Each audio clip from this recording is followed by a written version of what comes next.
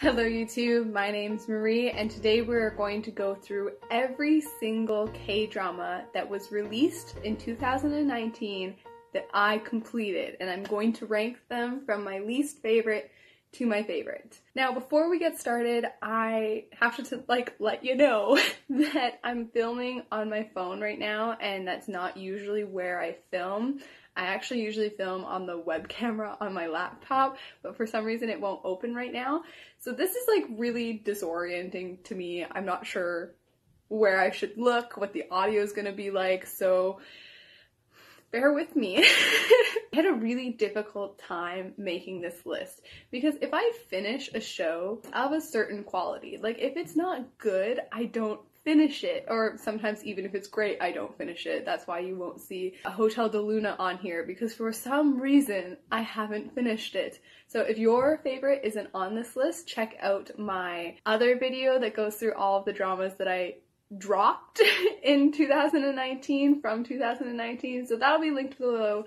Last sort of disclaimer, these are my own personal opinions, and this is also the third draft of this ranking list. I'm not sure if I'm really happy with it because all of the shows this year that I completed have been quite good, so it's been really difficult to put them in an order that I'm happy with. So certain shows that are constructed really well from a filmmaking perspective might not be as high as you would expect them to be in my ranking of them, because I might not have had such an emotional attachment to them. Hopefully that all makes sense, and let's just get into this list. It is December 31st, it is New Year's Eve.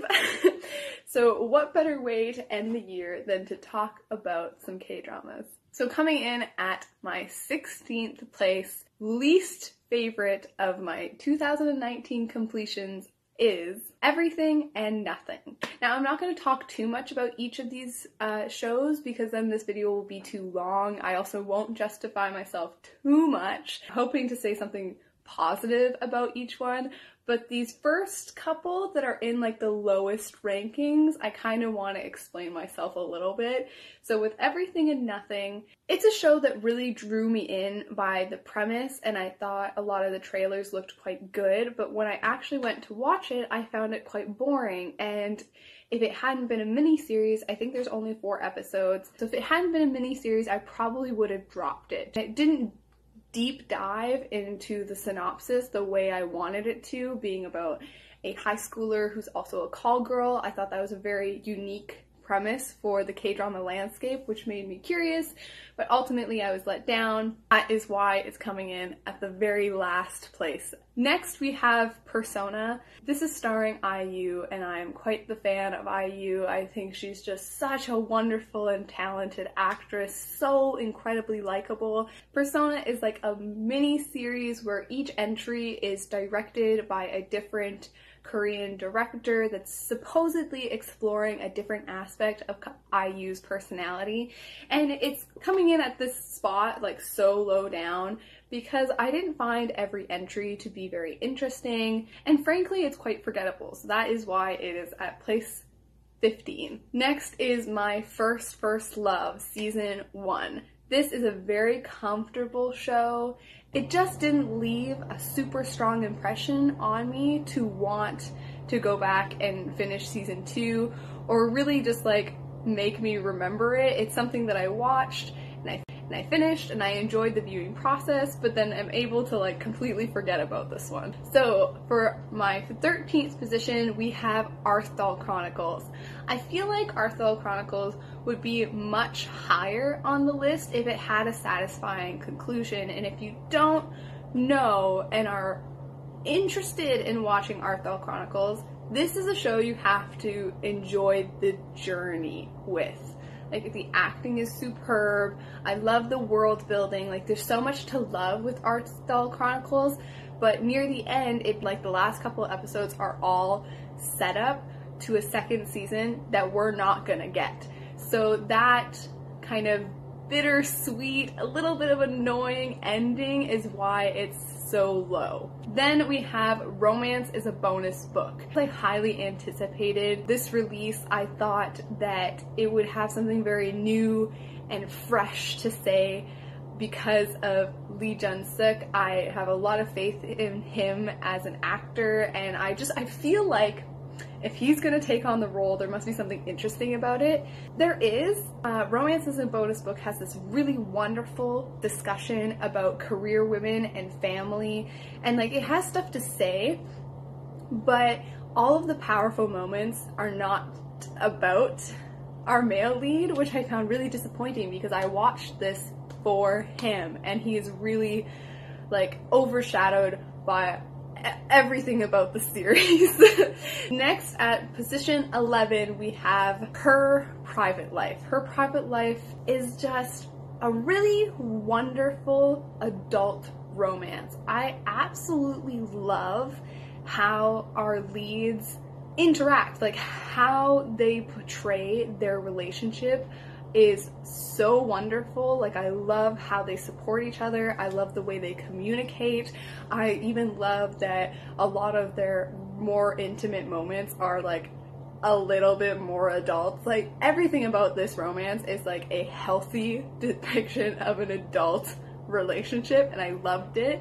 I didn't like, though, that near the end of the series, it really lost sight of what drew me in to begin with, being that this was a show about a fangirl and fandom culture, and it really forgot about that aspect near the end. Then at number 10, we have Angel's Last Mission Love. The viewing process for Angel's Last Mission Love, I absolutely loved it. Like, I remember just being so engrossed, but after leaving it, I feel like I don't love it as much in retrospect. Then at number 9, we have kind of a bridge series that I believe started in 2018, ended in 2019, and that is My Strange Hero. This show is just so much fun. The actors are having so much fun. This show is operating at 110%. And I just had such a good time watching it. I didn't really like the direction that the female lead took, but then our second male lead, who is just such a wonderful antagonist, he swoops in and he just saves the day. Like, he re-energized my interest in this series when I was starting to get annoyed by the female lead. Then at number 8, we have a fairly recent K-drama, and it is Failing in Love.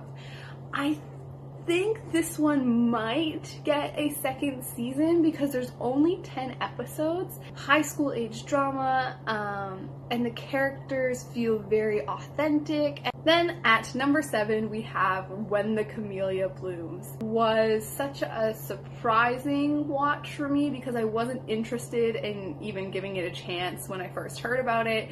And then I heard that it kind of had a murder mystery element to it, which piqued my interest, and I went and watched it, and I can really understand why this series has a lot of love. Like, the filmmaking aspect behind everything on this series is so good. I think the script is really good, the characters are wonderful and so lovable, but there were quite a few moments that I was a tad bit bored, and that's why it's here in this place on the list. Then at number 6, we have Extraordinary You. This show just started with a bang, and I fell in love so quickly, like instantly. There's so much energy here.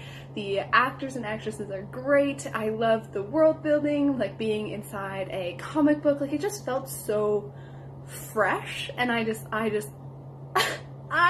loved it. I did say that I was gonna make a full review for it, but at this point I'm probably not going to, let's be honest. Coming in at number 5, I have Touch Your Heart. Characters have great chemistry. I really love the growth that they both go through. Soundtrack is really good, it has lots of energy, and it's just one of those shows that after even the first episode, like the first 15 minutes of the first episode, I had this gut reaction that I just knew I was gonna love it, and I knew it would be something that was just made for me and my enjoyment, and that is true, that's the case. I just, like, This was just my kind of great entertainment. Then coming in at number 4, we have Kingdom. This has a special place in my heart, not only for how great the production is, wonderful the zombies are, and the characters, but it's also a really interesting moment in time for my channel. Like, I made this review and it did quite well, and that was really my first spike in subscribers. I think I got 150 subscribers off of Kingdom alone. So it was just like this very interesting moment where I loved the series. I binged it all in one day, and I sat down and I made the review and I uploaded it all in one day, and then the response was just wonderful. And it was the first moment where I was like, yeah, this is something I can do, and this is something that I'm going to do, being YouTube. Then at the number 3, my third favorite, these last 3 are very solidified in their placement for me. They're the ones that will stick with me probably the most from this year, and they were the easiest to place on this list. So number 3 is Moment of 18. I feel like Moment of 18 was the birthplace of a new superstar actor. Like, I see some really wonderful things in, what is his name? It's like starts with an O and there's an S in there. This is my problem with names. Like, sometimes I'll remember kind of like how things are spelt in like a specific order, but I can't remember the sound of it. If you don't know, which I don't think I've ever mentioned this on my channel before, but I grew up with a learning disability, and there was a point in time where I was diagnosed with dyslexia. Later in time, they said I grew out of it, but I don't think I grew out of it. So like, I have a really hard time with names. I'll put his name on the screen, but he's so freaking wonderful, like absolutely wonderful. So like, I loved that this ended with so many loose ends. Like, I loved the ambiguity here because it just felt so true. It feels like these characters live on and continue to experience life without us being the audience, and some people might not like that.